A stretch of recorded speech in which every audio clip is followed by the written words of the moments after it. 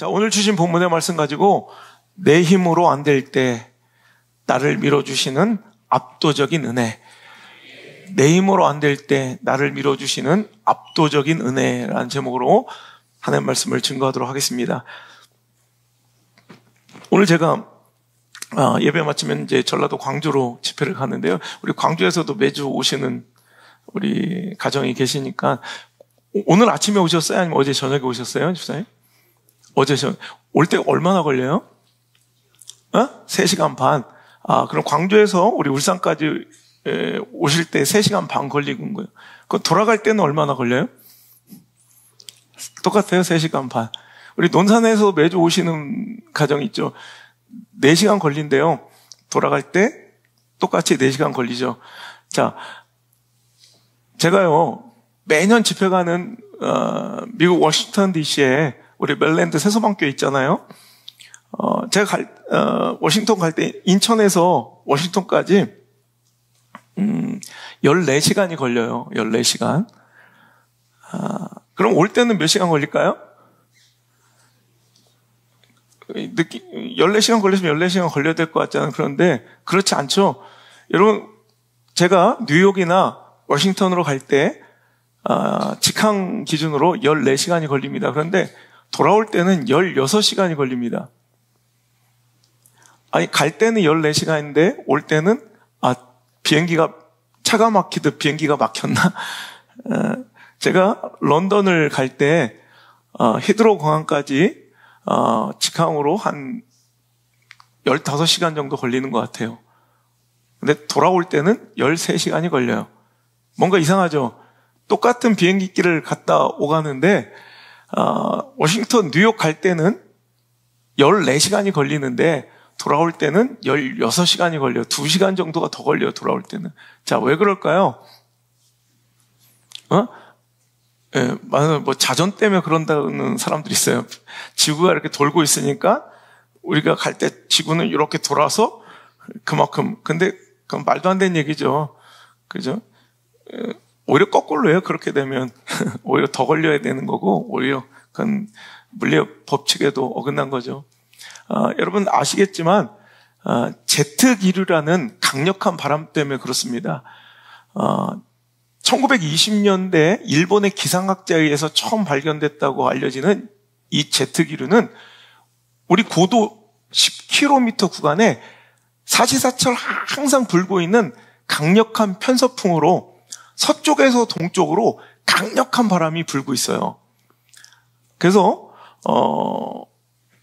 비행기가 항로를 결정할 때 비행기의 운항은요, 공기의 밀도에 굉장히 영향을 많이 받는데, 비행기가 최적의 항로를 찾기 위해서 연구한 결과 공기의 밀도가 비행기가 날기에 가장 적합한 고도를 찾았더니 고도 10km 구간이에요.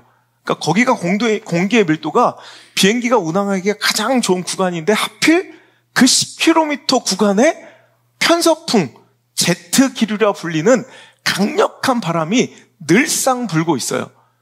그래서 그것이 이제 서에서 동쪽으로 계속 불고 있다고. 겨울이면 이 바람은 더 강력해져서요, 겨울에는 시속 200km 이상으로 바람이 붑니다. 그래서 웬만한 강력한 태풍급의 바람이 고도 10km 구간에 항상 1년 연중 내내 서쪽에서 동쪽으로 계속해서 강력한 바람대를 유지하고 있어요.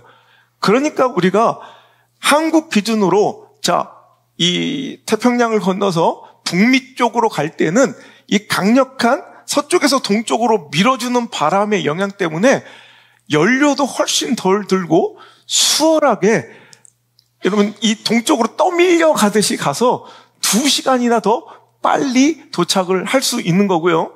거꾸로 10km 그 구간을 운행해야 되는 비행기로서는 그 안에 강력하게 불고 있는 편서풍 때문에 돌아올 때는, 즉 동쪽에서 서쪽으로 뉴욕 북미 지역에서 한국 쪽으로 돌아올 때는 이 바람과 맞서야 되기 때문에 오히려 운항 시간이 2시간이나 훨씬 더 지체되고 더 걸린다는 거죠. 그래서 하루에 미국과 일본에서요, 최적의 항로를, 그러니까 이 바람이 가장 불고 이 편서풍대, 이 제트기류가 가장 잘 불고 있는 적합한 항로를 매일 2차례씩 발표를 해요. 그러면 이제 출발을 앞두고 있는 기장들은 그 발표를 보고 내가 어느 항로로 운행할까를 이제 다 결정하게 된다는 거예요. 그래서 여러분 잘 아시는 바와 같이 우리가 이 동쪽으로 갈 때는, 즉 우리 한국을 기준으로 하면 미국 쪽으로 갈 때는 어떻게 해야 돼요? 최대한 이 제트기류의 중심으로 날아가야 돼요. 또 거꾸로 서쪽으로 올 때는, 즉 미국에서 한국 쪽으로 올 때는 최대한 이 제트기류를 맞서지 말고 최대한 이 중심에서 벗어나서, 그렇다고 또 너무 떨어뜨리면 공기 밀도가 안 맞아가지고 오히려 더 운항에 적합하지 않기 때문에 10km 구간 안에서 가장 편서풍, 이 제트기류를 맞서지 않는 가장 중심에서 먼 쪽으로 이제 선회해서 이제 돌아오게 된다는 거죠. 여러분, 이 제트기류에 대해서 알게 되면 저는 참 우리 인생과 신앙과 닮았다고 생각을 해요. 우리가 아무리 애쓰고 힘쓰고 노력하고 최선을 다해도 안 될 때가 있습니다. 그럴 때 어떤 때는 뒤에서 밀어오시는 압도적인 제트기류 같은 강력한 하나님의 도심과 성령의 뒷바람 때문에 우리 인생이 너무나도 수월하게, 때로는 내 힘과 능력을 능가하는 그런 강력한 발전과 진보를 이룰 때가 있다는 것입니다. 여러분, 내 앞에 인생의 깝깝하고 깜깜하고 정말 어두운 홍해를 만났을 때 말이에요. 그럴 때 여러분, 우리는 내 힘과 의지로 내 능력 바깥의 문제를 만났을 때 말이에요. 여러분, 그럴 때 우리는 내가 더 힘써서 노력하고 내가 더 최선을 다하고 성실히 해야 되는 것이 아니라, 그때 내 힘으로는 안 될 때, 도저히 내 능력 바깥의 문제를 만났을 때, 눈앞에 시퍼런 홍해가 나를 가로막고 있을 때, 그때는 바로 압도적인 하나님의 은혜를 경험해야 할 때임을 기억하시길 바랍니다. 지쳐 포기하고 싶을 때가 있잖아요. 정말 이제는 내가 할 수 있는 모든 걸 다 쏟아내고 정말 이제는 낙담하고 낙심하며 절망하고 싶을 때, 포기하고 싶을 때 있잖아요.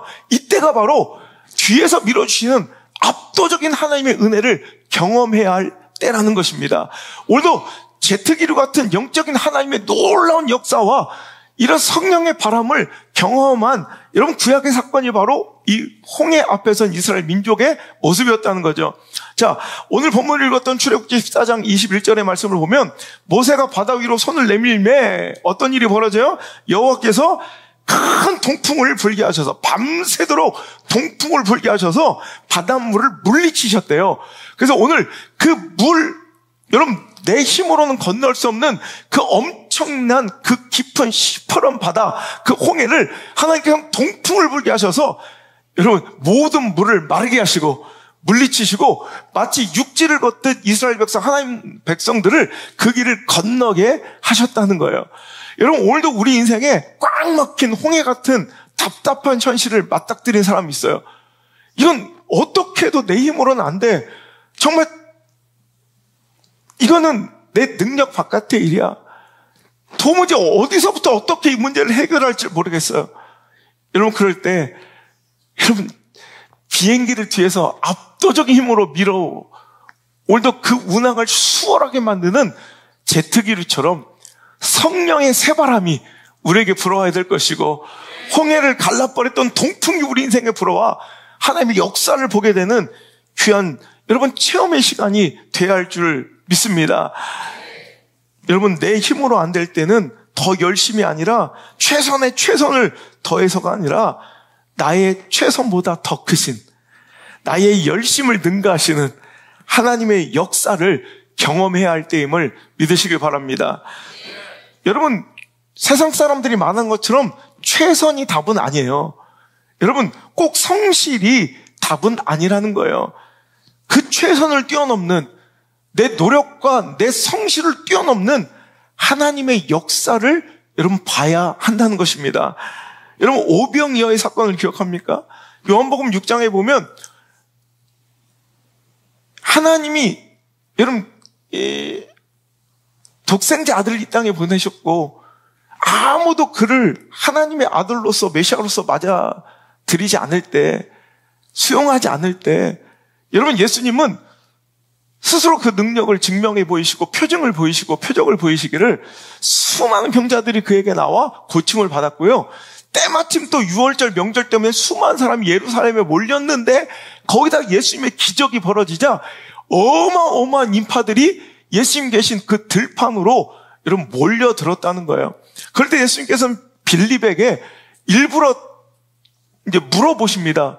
빌립아, 이 많은 사람들을 먹이려면, 이 사람들을 다 지금 배고픈 이 사람들을 먹이려면 도대체 어디 가서 빵을 사와야 될 것이냐?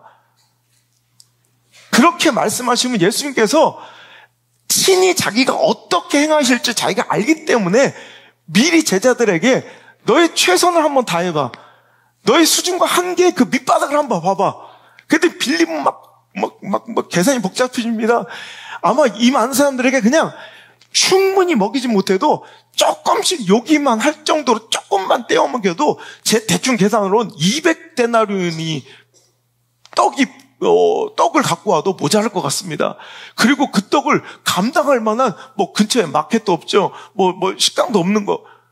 여러분, 그럴 때 안드레는 또 얘기합니다.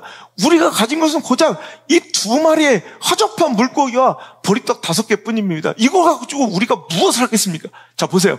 어떨 때는 우리 하나님께서요, 우리 삶의 밑바닥을, 우리 능력의 처참한 밑바닥을, 여러분, 우리의 한계를 일부러 보도록 허용하세요. 한번 봐봐. 여러분, 우리가 최선의 최선을 다하고, 노력에 노력을 다하고, 열심을 다했을 때, 정말 내 앞에 턱 찾아온, 이건 내 힘으로는 도저히 안 되는 자녀의 문제, 진로의 문제, 덜컥 내 인생에 맞닥뜨린 내 능력 외에 그 관계의 문제, 수많은 아픔과 질병의 문제, 물질의 문제, 홍해처럼 내 앞에 퍽 찾아올 때가 있습니다. 그럴 때 여러분, 이때 이들의 선택은 어떻게 되느냐? 더 열심을 다해서 수소문에서 빵집을 수소문하고 떡집을 찾아 헤매고 더 땀 흘리며 열심히 막 미친 듯이 달려다니며 오늘도 떡집과 빵집을 찾아다니고 돈을 구해오는 것이 아니라 이제는 하나님께서 내 삶에 정말 밑바닥을 보게 하시고 내 최선의 한계를 보게 하셨을 때는 더 최선을 다하고 더 열심히 삽질을 하는 것이 아니라 더 열심히 뛰어다니는 것이 아니라 이제 가만히 있어서 하나님의 역사를 볼 때라는 거예요. 여러분, 그래서 저는 제발 최선을 좀 다해보라고 얘기하고 싶어요. 신앙생활을 해도 사역을 좀 해도 하나님 맡기신 여러분 뭔가 직분을 여러분 드리면 최선을 한번 다해보시길 바라요. 여러분, 최선을 다해서 그 밑바닥을 볼 때 하나님 역사를 볼 수 있는 건데 그 최선도 다하지 않으니 그 하나님의 역사를 볼 수가 없는 거예요. 여러분, 최선을 다해서 정말 이제 내 능력과 이제 내 한계에 이르렀어요. 내 힘으로는 도저히 할 게 없어요. 더 이상 최선이 없어요. 라고 생각할 때 여러분, 하나님께서는 일부러 그 밑바닥과 최선의 한계를 딱 보여주시고 자, 이제 봤지? 이게 너희들의 한계야. 이게 인생의 한계야. 이게 삶의 한계야. 이게 인본주의 한계야. 보여주신 이후에 이게 정치의 한계야. 이게 돈의 한계야. 이게 사람 관계의 한계야. 보여주신 이후에 그 다음에 우리를 조롱하듯 버려두신 분이 아니라 이제 내 힘으로 안 돼 주저앉아 절망하려고 할 때, 낙심하려고 할 때 이제 그제서 펼치시는 하나님의 우리 인간의 이성으로는 상상할 수 없는 압도적인 하나님의 역사와 하나님의 개입이 일어나는 시간이 바로 그때라는 것입니다.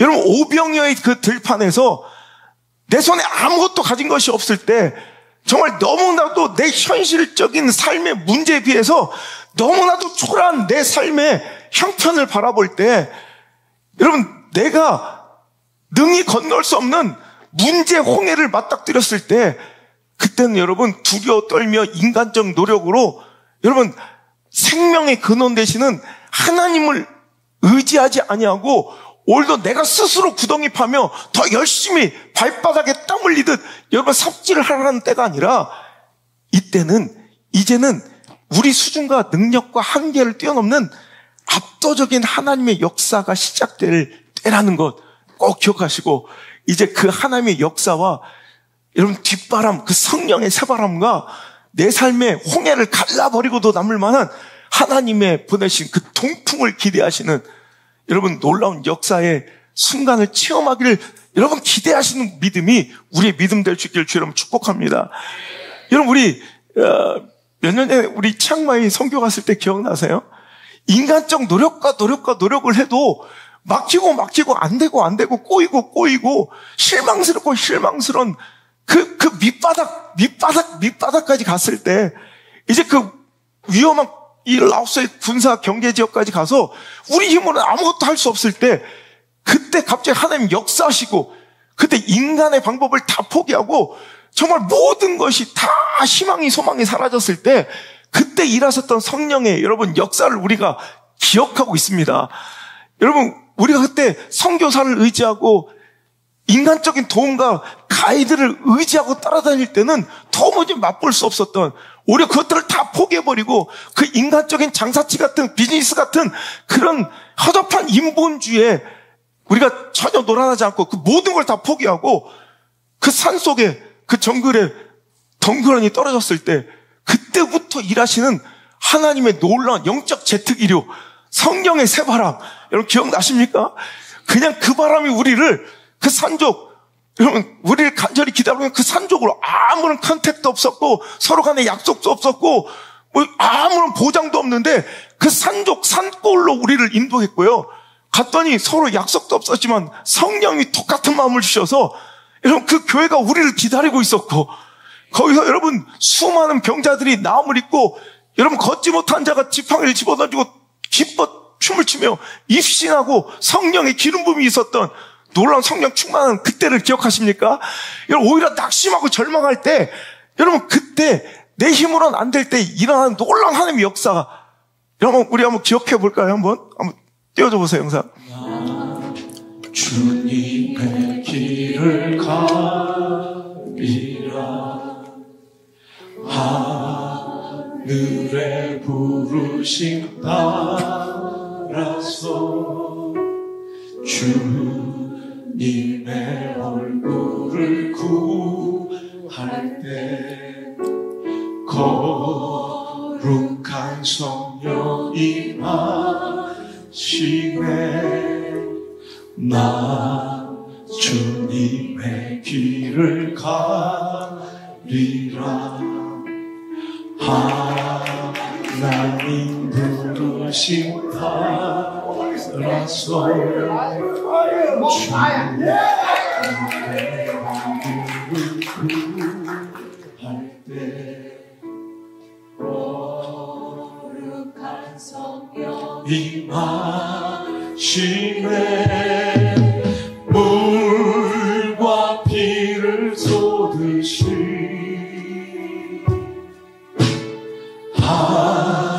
하나님의 할렐루야. 여러분 중환자실로 실려가던 병자가 일어나 춤을 추고요. 아까 그 할머니 못 걷던 분이 여러분 지팡이를 집어던지고 춤을 추고요. 여러분 말도 통하지 않으면 몇 번의 통역을 통해야 말이 통하는 그 가운데 여러분 그냥 마음이 통하고 그냥 말이 통한 놀라운 성령의 역사가 벌어지더라는 거예요. 여러분 인간의 노력 그 노력의 노력 최선이 필요할 때도 있지만 여러분 이제 우리 최선이 끝이 보일 때 노력의 한계를 볼 때 그때는 성령의 새바람을 의지해야 될 때임을 기억하시길 바랍니다. 아직도 그 성령의 역사를 기대하지 아니하고 오히려 내 노력과 내 열심으로 무언가를 해보려는 사람들이 있다는 거예요. 여러분 오늘도 우리의 모든 생명의 근원은 하나님이시며 모든 문제의 해결의 그 원동은 하나님이심을 잊지 않았으면 좋겠습니다. 예레미야서 2장 13절의 말씀에 보면 내 백성이 두 가지 악을 행하였나니 곧 그들이 생수의 근원되는 나를 버린 것과 스스로 웅덩이를 판 것인데 그것은 그 물을 가두지 못할 터진 웅덩이들이라. 여러분 우리의 인생이 이럴 때가 있어요. 오늘도 이스라엘 백성이 거듭되는 고난과 직면한 내 한계를 뛰어넘는 문제 앞에서 그들의 선택은 뭐예요? 생명의 근원에서 하나님을 버리고 스스로 웅덩이를 파본 거예요. 결국 그 물을 가두지도 못할 터진 웅덩이 그 웅덩이를 파는데 삽질을 하는데 시간을 보내고 있지만 여러분, 하나님께서 원하신 것은 더 열심히 삽질하는 것이 아니라 생명의 근원 대신 하나님을 지향하는 거예요. 하나님을 바라보는 거예요. 그 역사를 기대하는 거예요. 여러분, 나보다 나를 더 잘하시고 말할 수 없는 탄식으로 내가 알지 못하는 내 앞에 그 어려운 홍해와 여러분 그 처절한 배고픔의 오병이어를 미리 아시고 나를 위해 탄식하시며 친히 간구하시는 성령님이 계심을 기억하시고, 여러분 그 성령의 역사를 구하시는 지혜로운 믿음 있는 신실한 거룩한 성도들 되시길 주의 이름으로 축복합니다. 로마서 8장 26절의 말씀입니다. 이와 같이 성령도 우리의 연약함을 도우시나니 우리는 마땅히 기도할 바를 알지 못하나 오직 성령이 말할 수 없는 탄식으로 우리를 위하여 친히 간구하시느니라. 아멘. 성령님은 이런 분이십니다. 우리가 알지 못할, 우리는 이해하지도 못할, 우리가 아직 맞닥뜨리지도 대면하지도 못한 그 문제들을, 그 앞날의 고민들을, 그 앞날의 처절한 고독을, 그 시퍼런 홍해를 이미 아시고 우리를 위하여 친히 탄식하시며 기도하시며 스탠바이, 우리의 삶에 개입하시려고, 역사하시려고 여러분 준비하고 계신 그 하나님이 계시다는 거예요. 그 하나님을 만나야 합니다. 그 하나님을 기대하고 하나님을 간구해야 됩니다. 그 성령의 역사를 간구해야 합니다. 하나님 그런 자를 찾고 계시다는 거예요. 여러분, 사도 바울이 그래서 항상 그의 삶 가운데 힘쓰고 애쓰고 몸부림치는 작업은 뭐냐면 더 기민하고 더 면밀하게 검토하고 분석하고 여러분 사람들과 의논하고 회의하며 더 가능성과 확률 좋은 것, 상황과 처지 형편 좋은 것을 따라가는 것이 아니라 어떤 것이 성령 하나님 이끄신 길인지, 어떤 것이 그 제트기류를 맞서지 않는 길인지, 여러분 그 성령의 그 새바람과 결을 같이 하려고, 여러분 이게 지혜예요. 여러분 비행의 항로를 결정할 때, 여러분 아까 얘기했죠. 하루에 2차례씩 이제 가장 최적의 제트기류가 흐르고 있는 최적의 항로를 일본과 미국에서 2번째 하루 2차례를 여러분 꼭 발표를 하면, 그때부터 이제 파일럿은요 내가 어떤 항로로 갈지 그 최적의 항로를 선점하려고 그때부터 엄청난 이게 경쟁과 막 싸움이 벌어져요. 내가 어떤 항로를 선택하냐에 따라서 되게 더 편안하고 이 터블리언스 막 이렇게 진동도 없고 더 수월하게 갈 수 있는 항로, 최적의 항로를 먼저 선점하고자 파일럿들의 눈치 경쟁이 엄청나다고 해요. 여러분 이게 지혜인 거죠. 여러분 내 힘과 노력으로는 안 돼요. 제트기로 타면 끝장나는 거예요. 제트기로 타면 그냥 너무 수월해지는 거예요. 우리 인생이 마찬가지예요. 여러분 사도 바울은요 오늘도 그래서 성령과 맞서지 않으려고 끊임없이 내 감정 내려놓고 내 상황 논리 내려놓고 내 처지와 형편에 매이지 않고 관계와 감정 따위 흔들리지 않고, 여러분 이런 것 따라가는 게 제트기류와 맞서는 거예요. 여러분 제트기류의 중심에 들어가 맞서고 가는 비행기는 아무리 유능한 파일럿이라도 힘들고 고될 수밖에 없고요 위험할 수밖에 없다는 거예요. 오늘 여러분 지혜로움은 그 결과 같이 하는 거예요. 여러분 그 결과 같이 하는 그 항로, 최적의 항로를 선점하려고 세상 사람들도 싸우고 그 선점하려고 노력하는 것처럼 우리도 성령과 결을 같이 타고 그 성령의 새바람과 결을 같이 타려고 노력하고 몸부림쳐야지, 내가 똑똑한 척 삽질하고 앉아서는 안 된다는 거예요. 우리 인생의 신앙이 무엇인가? 제가 생각해보면 끊임없이 보이는 상황에 내 삶이 매몰되지 않도록, 보이는 형편에 내 결정과 선택이 묶이지 않도록, 보이지 않는 하나님의 능력, 보이지 않지만 하나님의 도우심, 하나님의 그 선한 이끄심을 의지하고 신뢰하며 오늘도 하나님의 선택이 내 삶의 주권자가 되어서 견인력이 되어서 그분과 결과같이 가려고 끊임없이 애쓰고 힘쓰는 것이 바로 신앙이라고 여러분 한마디로 정의할 수 있다는 거예요. 여러분 사도행전 16장에 보면 여러분 그는 자기의 선택과 결정, 확률과 가능성, 사람들의 의견, 여러분 다수결을 채택한 게 아니에요. 여러분 자기 감정과 관계를 따라간 것이 아니에요. 오직 성령의 바람이 어디로 불고 있는가? 사도행전 16장 6절, 성령이 아시아에서 말씀을 전하지 못하게 하시거늘, 내 생각에는 아시아 쪽으로 가는 것이 옳다고 생각했고 그것이 가능성, 확률, 내 사역의 여러 가지 면면으로 보아도 되게 더 큰 성과와 열매가 있을 것이라고 생각했는데 오직 성령이 그것을 원치 않아. 즉 성령과 오늘도 부딪히는 역결이에요. 역결. 성령의 바람과 저항하고 부딪히는 맞서는 행위야. 그러니까 그가 그걸 포기하고 또 16절 7절에 우시아 앞에 이르러 비두니아로 가려고 애쓰되 예수의 영이 허락지 않아. 자, 보세요.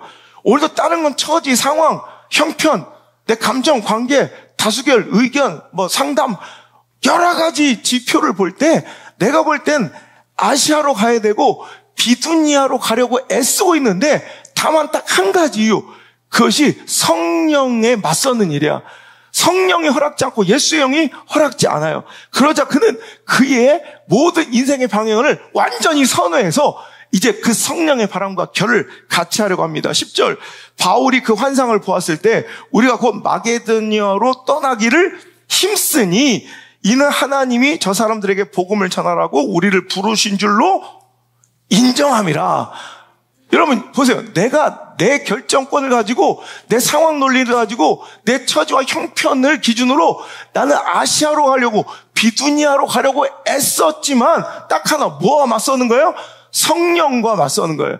예수의 영과 맞서자 그는 급선회해서 오히려 마게도니아로 가려고 이제 뭐예요? 힘쓰더라. 왜? 그것이 하나님의 뜻인 줄 알기 때문에. 여러분 이거예요. 오늘도 이 말씀이 여러분의 삶 가운데 여러분 방향 전환이 급선회가 이루어지길 주의 이름으로 축원합니다. 성령과 맞서는 결이 같지 않는 인생이 되지 말고 말씀과 결이 같지 않는 인생 되지 말고 그 결을 타야 돼요. 그 결대로 걸어가야 돼요. 그게 지혜로움이에요.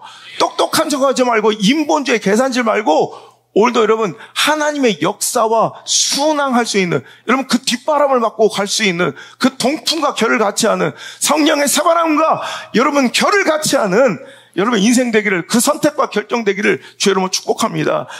이게 신앙이에요. 끝까지 힘쓰고 애쓰는 거. 이거 하려고 애쓰는 거. 몸부림치는 거예요.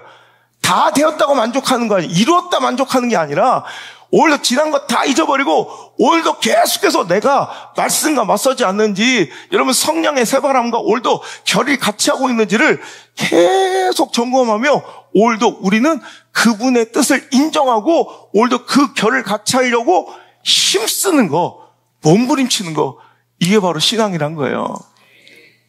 이게 바로 믿음이고 이게 우리의 인생이에요. 이런 복잡할 거 없어요. 이거 계속 점검해야 된다는 거예요. 그러니까 왜 이렇게 힘들지? 왜 노력해도 안 되지? 최선을 다했는데 성실했는데 왜 안 되지? 이런 방향을 보세요. 오늘 여러분 역결로 나가고 있지 않는지, 여러분 그 결과 같지 않는 인생을 살고 있지 않는지, 그럼 죽어도 안 돼요. 여러분 성령의 그 새바람을 여러분 뒤로 한 채 그 뒷바람을 의지하면서 하나님의 압도적인 밀어주시는 그 은혜를 기대하면서 여러분 오늘도 내 힘으로 안 될 때 더 열심, 더 최선, 더 노력이 아니라 오히려 나의 최선보다 더 크신 나의 열심과 노력을 능가하시는 하나님 그 역사를 한번 경험해 보시는 저와 여러분 되시길 주의 이름으로 축복합니다. 여러분 우리 뒤를 밀어주신 그 압도적인 그 바람을 우리가 의지할 때 여러분 그 성령의 새바람 나를 밀어주시는 그 압도적인 은혜는 때로는 고난이라는 시간을 포장해서 여러분 위장해서 찾아올 때가 많아요. 여러분 우리는 생각할 때 되게 뒤에서 나를 도와주신 압도적인 하나님의 은혜는 굉장히 내가 기뻐하고 원할 만한 모습으로 찾아올 것 같지만 실은요 때론 되게 많은 순간 고난의 시간이 내 수준과 차원을 뛰어넘는 압도적인 하나님의 도우심의 순간일 때가 많아요. 고난 때문에 여러분 오늘 이들이 출애굽을 결정할 수 있었던 이유는 뭐예요? 박해 때문에, 핍박 때문에, 바로의 압제 때문에 이스라엘 백성들은 어찌 보면 떠밀리듯 하나님의 백성으로서의 그 출애굽을 과감하게 도전할 수 있었고요. 여러분 하나님의 약속의 땅으로 향할 수 있게 되었다는 거예요. 출애굽기 2장 23절 이하의 말씀 보면 여러 해 후에 애굽 왕은 죽었고 이스라엘 자손은 고된 노동으로 말미암아 탄식하며 부르짖으니 그 고된 노동으로 말미암아 부르짖는 소리가 하나님께 상달된지라. 여러분 고생하는 거예요. 바로가 그들을 친밀하게, 그러니까 옛날에 요셉과 그 가족들을 마주해줬던, 여러분 환영해줬던, 여러분 수용해줬던 친화적인 그 바로는 죽었고요. 이제는 그들을 압제하는 이제 노예로밖에 짐승과 같은 내 이 소유물처럼 보는 이제 왕을 만나게 된 거예요. 그래서 이제 수요의 공급의 법칙에 따라 노예가 좀 많아졌네? 좀 이건 좀 감축할 필요가 있겠네? 그러면 아들을 낳을 때 죽여버려요. 짐승도 이렇게 잘 안 해요. 옛날에 몇 년 전인가 막 사료값이 굉장히 급등했을 때가 있어요. 오히려 소를 키우는 게 오히려 더 손해의 일. 사료를 먹여 소를 키우는 게 더 오히려 축산업계에서는 손해일 때가 있었어요. 그렇다고 여러분, 이 사료 먹이는 게 사료값이 더 비싸. 그럼 그 짐승들 막 죽여요? 그러지 못해요. 짐승 키우는 사람들. 짐승도 이렇게 안 하는데 그 바로의 폭압을 보세요. 바로의 압제를 보세요. 이 끔찍한 상황이 그들을 여러분 끔찍한 이 세계에서 탈출할 수 있는 동력이 됐다니까. 막 떠밀어 준다니까. 출애굽기 5장 4절에도 이제 모세가 바로에게 찾아와서 우리가 하나님을 예배하도록 우리를 좀 놓아주십시오 했더니 그 말을 들은 애굽 왕 바로의 반응을 보십시오. 시작. 애굽 왕이 그들에게 이르되 모세와 아론은 너희가 어찌하여 백성의 노역을 쉬게 하려느냐. 가서 너희 노역이나 하라. 바로가 또 이르되 이제 이 땅의 백성이 많아졌거늘 너희가 그들로 노역을 쉬게 하는도다 하고 바로가 그날에 백성의 감독들과 기록원들에게 명령하여 이르되 너희는 백성에게 다시는 벽돌에 쓸 집을 전과 같이 주지 말고 그들이 가서 스스로 집을 짓게 하라. 또 그들이 전에 만든 벽돌 수요대로 그들에게 만들게 하고 감하지 말라. 그들이 게으름으로 소리질러 이르기를 우리가 가서 우리 하나님께 제사드리자 하나니 그 사람들의 노동을 무겁게 함으로 수고롭게 하여 그들로 거짓말을 듣지 않게 하라. 자, 보세요. 여러분, 이런 압제가 포악한 압제가 계속 이어지더니 이제 최악에 이르렀어요. 이제 그들의 노역은 막 점점 심해졌고 하나님 향한 막 부르짖음과 탄식과 여러분 그 눈물의 호소는 막 더 깊어지고요. 거기다가 이제는 이스라엘 백성들에게 노역을 시키면서 벽돌을 굽게 할 때 그 재료는 옛날에 제공하고 만들려고 했는데 이제 재료도 주지 말고 지들이 재료까지 주워다가 만들면 더 많은 노동을 해야 하는데도 불구하고 그런 벽돌의 수도 줄이지 말래. 이게 무슨 원칙이에요? 그러니까 이게 배가 불러서 그런 거구나. 니들이 이제 사람 좀 많아지고 배가 부르니까 할 일 없어지고 한가해지니까 딴짓거리하고 딴 생각하는구나. 이거예요. 그리고 그들에게 더 폭압적인 정책을 펼치며 그들을 압제합니다. 자, 이제 견딜 수 없는 상황. 여러분, 우리 인생에 과감한 영적 도전과 내 인생의 수준과 한계를 뛰어넘는 사건들은 언제 벌어지냐면 이런 정말 이제 지긋지긋한 고난과 여러분 지긋지긋한 환난을 통해서 오히려 여러분 내가 떨치지 못했던 미련 가지고 일어나지 못했던 내 인생의 애굽을 탈출하는 기회가 될 때가 많아요. 고난이 나를 막 등 떠밀어줄 때가 많아요. 우리가 생각할 때는 성령의 바람은 뭔가 되게 홀리하고 뭔가 영적인 막 굉장히 멋진 역사로서 막 이렇게 찾아올 거, 예배 시간이 찾아올 것 같지만 실은 대부분의 우리 인생을 밀어주는 압도적인 하나님의 그 인생의 도전들은 거의 대부분 고난을 포장하고 위장해서 올 때가 많아요. 이 고난이 우리를 막 등 떠민다니까. 그래가지고 이 고난 때문에 오히려 우리가 고난 때문에 더 하나님께 더 가까이 가고 고난 때문에 성장하고 고난 때문에 더 예배자가 되고 고난 때문에 하나님 만나는 사람이 얼마나 많아요. 여러분 이게 내 힘과 교육과 의지와 선택으로는 안 되는 여러분 이어령 교수를 누가 교육해서 예수님 믿게 만들겠어요? 우리나라의 최고의 지성이 이어령 교수를 누가 설득해서 누가 논쟁하고 토론해서 그를 예수 믿게 만들겠어요? 안 되죠. 하지만 그에게 찾아온 고난이 그를 압도적인 힘으로 그를 막 떠밀어서 하나님 앞에 둬버리잖아요. 세례받는 앞에 여러분 세례 자리에 무릎을 꿇혀 버리잖아요. 여러분 이게 하나님의 능력의 힘은 이런 고난을 통해 찾아와서 우리가 하나님 앞에 무릎 꿇게 만들고 그분을 인정할 수밖에 없는 강력한 도전의 힘으로 우리를 확 밀어줄 때가 많더라는 거예요. 그래서 아까 여러분 우리가 로마서 8장 26절 그 탄식하면 우리를 위해 기도하고 간구하신 성령님의 도우심을 구하라 그랬잖아요. 그 8장 28절 우리가 잘 아는 롬파 리팔 뭐예요? 시작. 우리가 알거니와 하나님을 사랑하는 자 그 뜻대로 입은 자들에게는 모든 것이 합력하여 선을 이루느니라. 여러분, 세상의 기준은 뭐예요? 실패는 나쁜 거예요. 고난은 나쁜 거예요. 질병은 나쁜 거예요. 망하는 건 나쁜 거예요. 여러분, 관계의 깨어짐과 시련은 나쁜 거예요. 하지만 우리에게도 그러냐는 거예요. 그 막힘이, 그 가난이, 그 질병이, 그 실패가, 그 깨어짐이, 여러분, 그 고독이 어떻게 됐어요?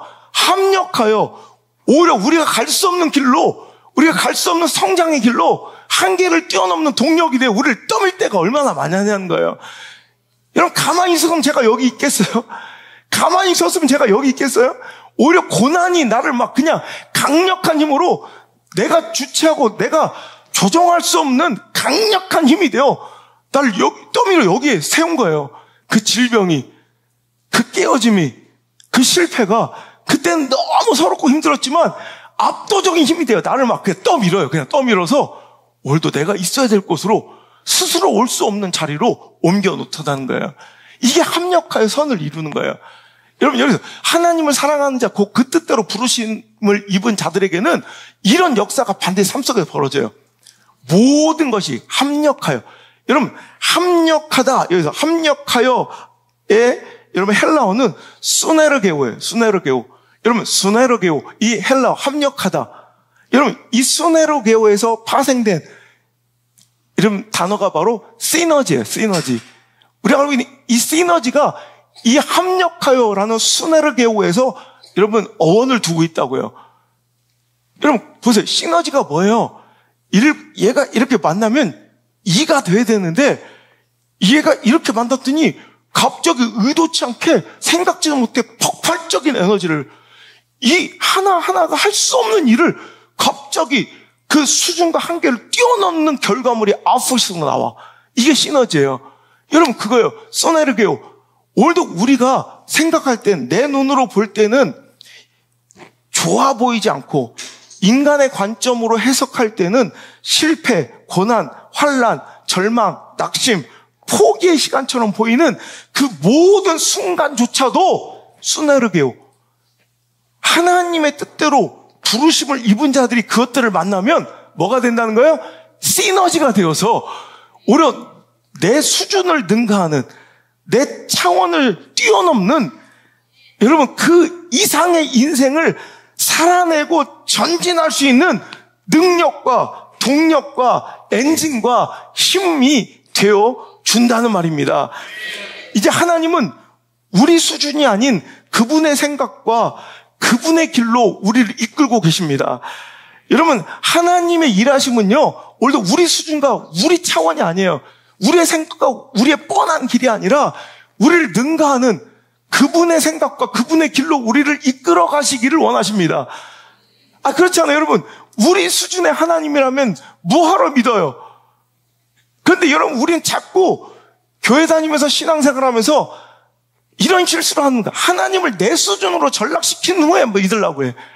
납득이 되고 이해가 되는 일만 하려고 해. 내 눈에 좋아 보이고 선해 보이는 선택만 하려고 해. 그리고 오늘도 내 수준으로 인과관계가 이해되는 것만 좋은 건 줄 알아. 하지만 여러분 하나님을 사랑하는 자, 그 뜻대로 부르심을 입은 공동체와 성도들과 인생들은 수네르게오 그 모든 것이 합력하여 시너지가 되는 거예요. 시너지. 폭발적인 힘으로 내 힘을 뛰어넘는 내 수준과 한계를 뛰어넘는 일을 가능케 하는 하나님의 도우심에 여러분 힘과 능력, 엔진이 되는 줄 믿으시길 바랍니다. 여러분 이스라엘 백성들이 오히려 바로의 압제가 포갑, 그의 막 괴롭힘과 그 노역, 그 고된 인생, 정말 피눈물 나는 인생의 처절함이 오히려 동력이 되는 거예요. 뒤를 밀어줘 떠밀듯 그는 가나안으로 향할 수밖에 없었다는 거예요. 요셉의 인생도 그래요. 그 어린 아이에게 찾아온 연거푸 반복되는 이해할 수 없는 이거는 뭐 납득할 수 없는 그 시련과 실패와 배신과 아픔과 절망과 무고함과 억울함과 고독함들이 그를 막 밀어서 어디로 보내요. 하나님께서 그에게 자기 수준으로는 자기 차원으로는 자기의 생각으로는 도저히 갈 수 없는 애굽 땅으로 그를 떠밀었고요. 바로의 궁궐로 그의 인생을 막 떠밀어 떠밀어주는 힘이 되더라는 거예요. 우리가 볼 때는 나빠 보여요. 우리가 볼 때는 선한 것처럼 보이지 않아요. 우리가 볼 때는 좋아 보이지 않아요. 실패처럼 보이고 가난처럼 보이고 절망하고 포기하고 한숨 쉴 것처럼 보이는 그 순간이 오히려 우리를 내 수준 너머로, 내 수준 이상으로 하나님의 생각과 그 수준, 하나님께서 원하시고 준비하시고 예비하신 그 길로, 가장 좋은 길로 나를 떠밀어주는 강력한 제트기류가 될 때가 많다는 것입니다. 여러분, 요나의 불순종도 보세요. 하나님 그를 니느웨로 가서 사역하기를 원하시는데 우리의 이성과 우리의 판단과 우리의 결정은 늘 다시스야. 그럴 때 여러분, 풍랑이 나쁜 거죠. 여러분, 죽음의 위기는 나쁜 거죠. 물고기 삼켜지고 뱃속에 들어가는 건 나쁜 거지만, 그로 인하여 그 연거푸 진행되는 수많은 곤란한 일과 그 정말 낙심할 그 상황들이 오히려 그를 어디다 뱉어내요? 여러분, 그가 있어야 될 니느웨에 뱉어내는 거예요. 여러분, 우리의 고난이요, 그런 역할이에요. 우리의 환란이 그런 역할이에요. 우리 그냥 두면, 저기 요셉은 저 부잣집 도련님으로 저기 동네 골목대장 돼 있고요. 저기 다윗은 저기 양치다가 축협 조합장 되고요. 에? 우리 베드로는 열심히 고기자. 근데 걔는 수산화 협동조합도 안 됐을 것 같아. 걔는 별로 고기도 못 잡아. 뭐 이거 안우성은 지금 저기 회사원 돼가지고 지금 막 연차 언제 쓸까 이거 고민하고 있었을 거예요.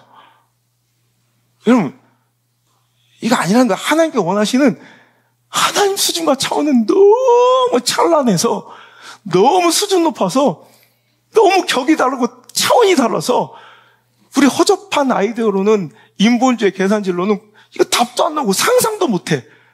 그러니까 우리를 그쪽으로 떠밀어준 제트기로는 굉장히 고난처럼 보이고 환란처럼 보이는 그 힘으로 우리는 이곳으로 떠밀려 올 때가 얼마나 많아요.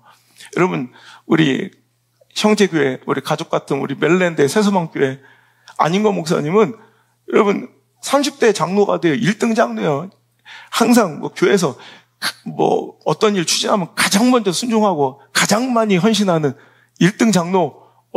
그러고서 목사님이 얼마나 자랑스럽든지 여기저기 세우면서 간증까지 시켰던, 그럼 승승장구하면서 잘 돼야 될 것 같잖아요.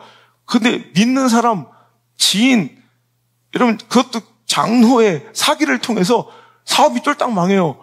아니, 하나님의 일을 그렇게 열심히 하고 최선을 다하면 복의 복을 더하여 주시고 은혜를 더해 주셔야 될 것 같은데, 오히려 그렇게 열심을 다해서 일했는데 여러분, 지인, 믿는 사람들의 사기를 통해서 쫄딱 망해서 여러분 아무것도 없이 물fin으로 미국으로 도미하게 된 거예요.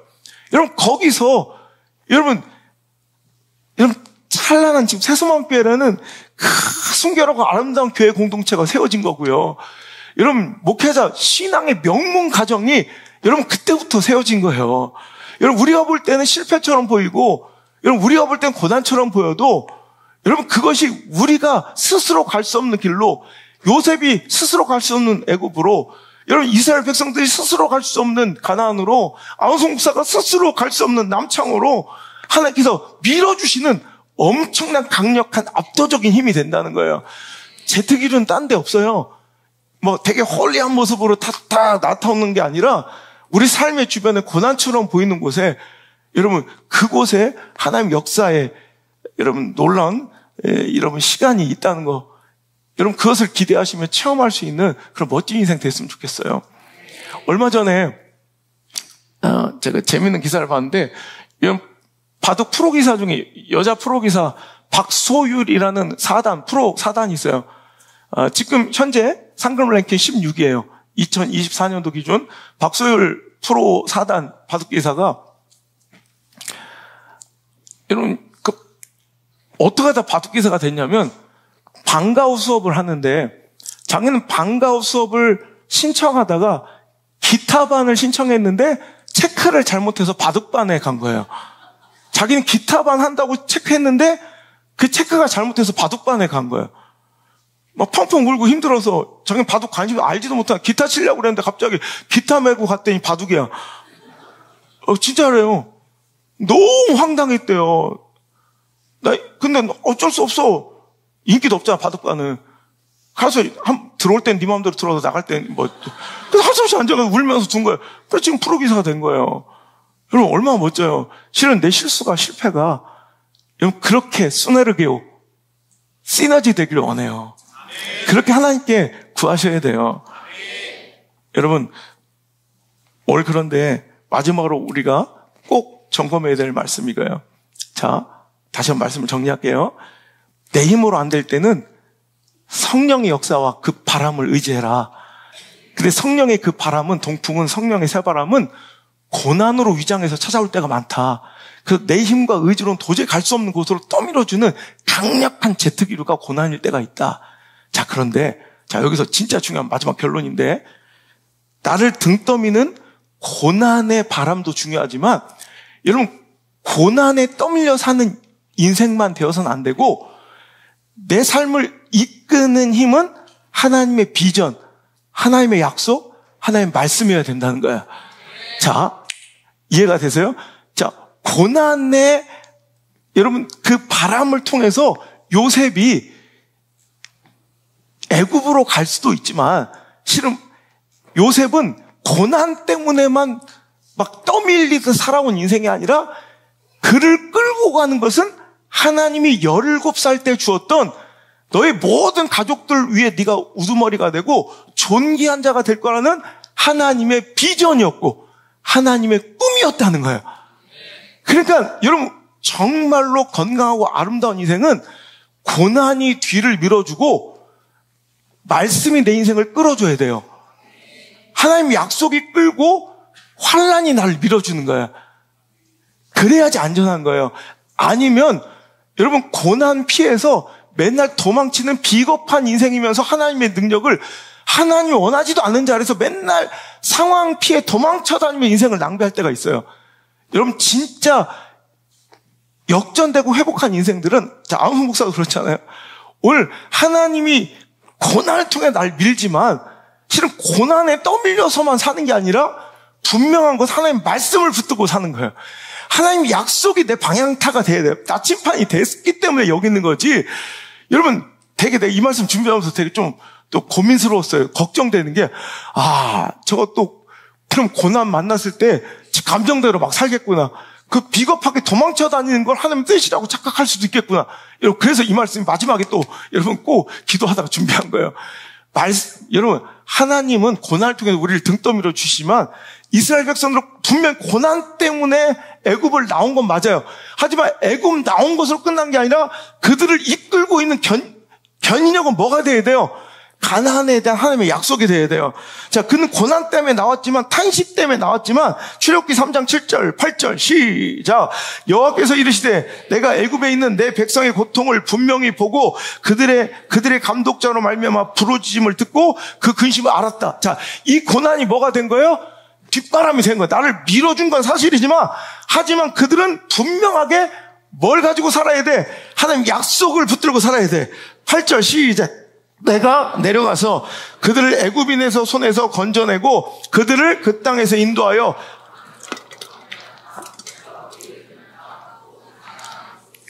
헷 족속, 아모리 족속, 브리스 족속, 히위 족속, 여부스 족속의 지방에 데려가려 하노라. 아멘. 자, 고난이 내 뒤를 등 떠밀어 살 수 없이 나왔지만 그거 고난에 떠밀려 살면 안 돼. 고난은 나를 밀어준, 내 삶을 밀어주는 엔진이라면, 힘이라면 이제 나는 방향을 어디로 잡고 내 인생을 끌어주는 건 하나님이 가나안, 적과 꿀이 흐르는 땅 가나안으로 인도하시겠다는 그 약속을 붙들고 살아야 돼요. 자, 출애굽기 6장 7절 시작. 너희를 내 백성으로 삼고 나는 너희의 하나님이 되리니 나는 애굽 사람의 무거운 짐 밑에서 너희를 빼낸 너희의 하나님 여호와인 줄. 아멘. 여보세요. 오늘 하나님의 분명한 약속을 잊지 말아야 돼. 오늘도 나는 등 떠밀리듯 애굽에서 고난 때문에 나왔지만 우리의 분명한 목적, 약속, 꿈, 비전을 잊으면 안 돼. 나는 하나님의 백성 되고 그분 나의 하나님이 되고 나는 그냥 애굽을 탈출한 이 고난을 피하는 게 목적이 아니라 거룩한 하나님의 약속의 땅, 가나안 땅으로 가는 게 목적이라는 거. 이거 잊지 않아야 돼요. 근데 우린 자꾸 고난만 피해 도망쳐 다녀. 절망만 피해 관계만 피해 도망쳐 다니는 인생이 복된 인생이라 착각하면 안 된다는 거예요. 고난은 나를 등 떠밀어 줘요. 그래서 오늘도 새로운 삶을 살 수 있는 기회를 줬다면 이제 내 인생을 확 압도적으로 끌고 가는 것은 하나님의 말씀이어야 돼. 하나님의 꿈이어야 돼. 하나님의 비전이어야 돼. 그래야 놀라운 역사가 이렇게 합력하여 선을 이루듯 일어나는 거예요. 내가 있어야 될 곳에 이렇게 있게 되고, 여러분 내가 가야 될 곳에 가게 될 때 역사가 벌어지는 거지. 여러분 그냥 고난만 피해 조그만 안 좋은 일이 있으면 도망치는 메뚜기 새끼처럼 살지 말고, 오늘도 여러분 하나님이 고난을 떠밀어서 상황 때문에 피해 다니는 거예요. 형편 때문에 할 수 없이 꾸역꾸역 있는 게 아니라 뭐예요? 상황과 형편이 나를 여기로 인도했지만 분명 하나님의 약속 가난이 있고요, 하나님의 비전이 있고요, 나를 향해 일찍이 선포하신 하나님의 약속들이 있어요. 꿈이 있어요. 말씀이 있어요. 그것이 나를 이끌고 가야 돼요. 여러분, 오늘 나의 선택과 인생의 방향은 무엇에 의해 결정되고 있는가? 혹시 상황으로, 형편으로 떠밀려 도망치고 피하기만 하고 있는 나의 초라한 인생은 아닌가? 여러분, 절대로 도망치는 인생 되어서는 안 돼요. 여러분, 분명히 그 고난과 환난이 나를 등 떠밀어 내가 벗어나야 될 바로라는, 내가 하나님 대신 주인 삼았던, 종속되었던 그 상황적 노예로부터, 물질의 노예로부터, 관계의 노예로부터, 허접한 인본주의의 그 의지로부터 우리는 탈출해야 돼. 그럴 땐 고난을 하나님께 사용하신다고. 하지만 그거 도망치는 걸로 끝나는 게 아니라, 그걸 벗어나는 것으로 끝나는 것이 아니라 그 기회를 붙잡아 하나님 나에게 주신 약속을 기억해내야 돼요. 나에게 주신 꿈이 있었다고, 나에게 주신 말씀이 있었어요. 날 향한 비전이 있었어요. 그게 내 인생 이끌고 가야지 거기서 놀라운 역사가 일어나는 거예요. 올해 하나님 주셨던 대주제가, 우리에게 주셨던 1년간의 약속이 무엇이었습니까? 약속을 이루시는, 그 약속에 반드시 응답하시는 하나님을 경험하라. 근데 우리는 약속을 잃어버리고 살아요. 맨날 고난을 피해, 상황을 피해 도망쳐 다닐 줄만 알지, 하나님의 약속을 잃어버렸고 하나님의 비전을 잃어버렸기 때문에 길을 잃어버린 거예요. 광야에서 오늘도 헤매고 있는 거예요. 우리의 목적지는 광야가 아닙니다.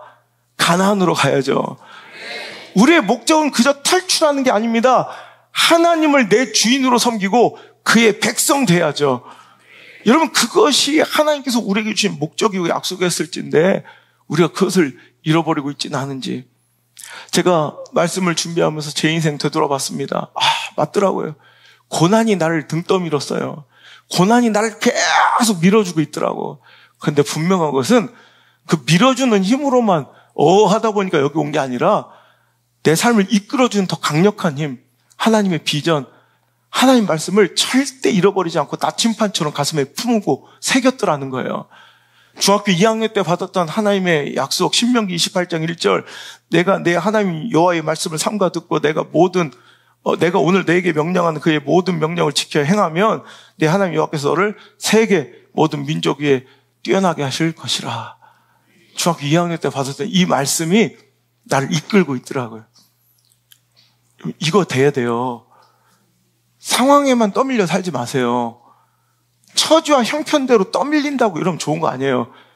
때로는 그것이 비겁한 도망자의 자기 인생을, 초라한 불순종을 자꾸 하나님 뜻이라 포장해버리며 자꾸 떠밀리듯 도망치듯 하는 비겁한 인생 된다는 거예요. 분명한 것은 하나님의 고난으로 날 밀지만 분명히 날 이끌고 계시는 하나님의 말씀이 있었어요. 그 약속이 있었어요. 그 비전이 있었어요. 우리 물맷돌교회 20년 역사를 또 기억해봤어요.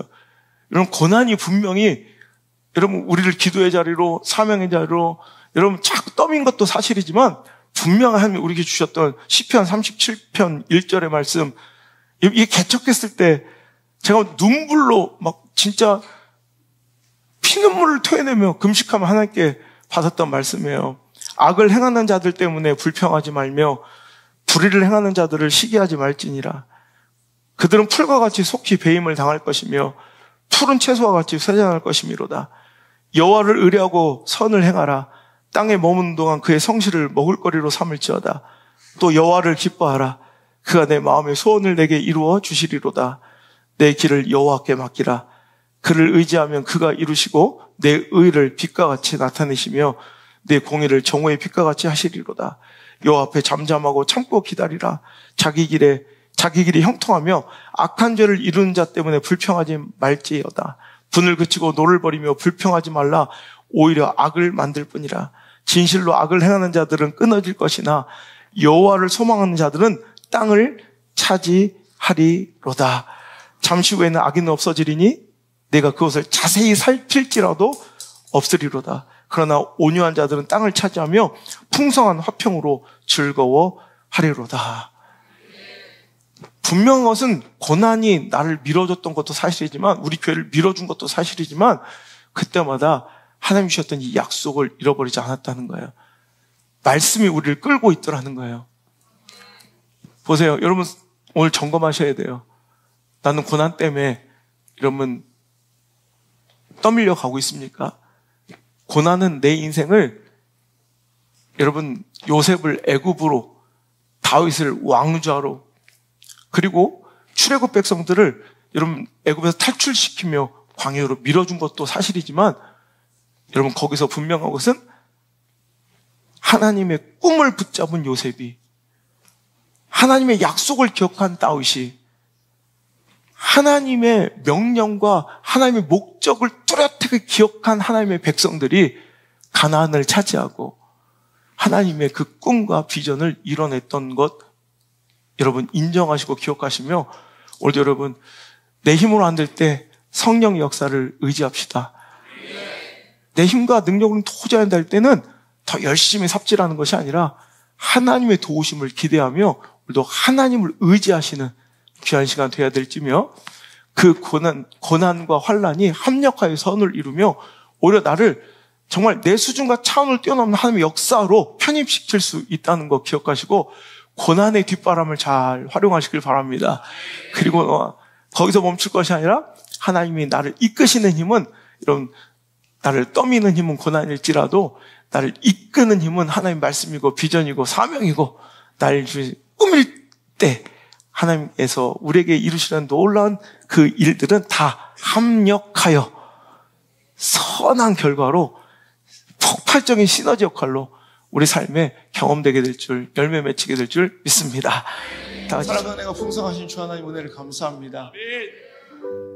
오늘도 흐트러지고 방황하는 우리들을 불쌍히 여기시고 우리 삶에 깊은 탄식으로 눈물로 기도하시며 우리 삶 가운데 개입하시기를 기뻐하시며 기다리시는 우리 성령 하나님의 그 마음 깨닫게 하시니 감사합니다. 내 힘으로 안 될 때, 깜깜한 밤을 만났을 때, 희망의 날이 저물어갈 때, 적은 떡과 물고기 형편없이 초라한 내 삶을 바라볼 때, 절대 고독과 광야의 외로움을 만났을 때, 원치 않는 무고한 핍박과 환난을 당할 때, 찢기는 채색옷처럼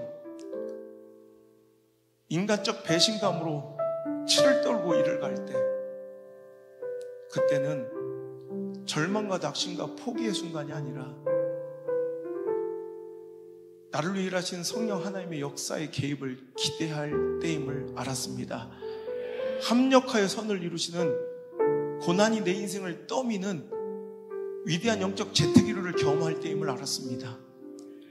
하지만 상황과 처지와 형편이 내 인생을 떠밀듯 살아가기만 내버려두지 않게 하시고, 고난이 나를 떠밀지만 하나님의 약속과 비전과 꿈은 내 삶을 이끄는 귀한 축복의 삶을 선택할 수 있도록 주여 역사하여 주옵소서.